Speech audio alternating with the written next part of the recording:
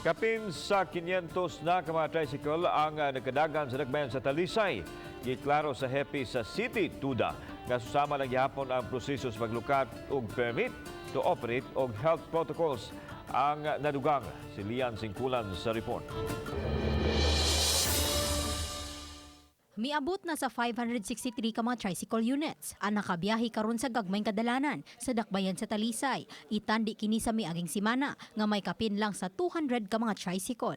Matod sa hepe sa City Toda, Jonathan Tumulak, nga susama ra ang proseso sa pag-renew ug paglukat og franchise.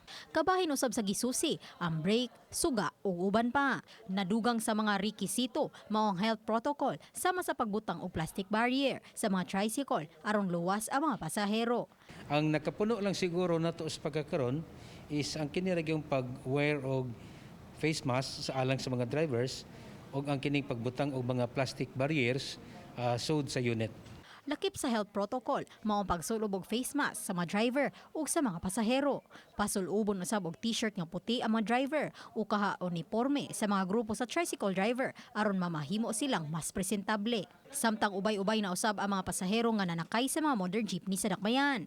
8 gihapon ka mga units ang nagdagan sa Linaw to Bulacau nga ruta, samtang na po ang gikan sa Talisay paingon sa Dakbayan sa Sugbo nga posibleng madugangan pa. Akong i-coordinate sa LTFRB and then mo request ko nila og kining survey aron sila na mismo may muhatag og recommendations pilay angayan para sa Talisay.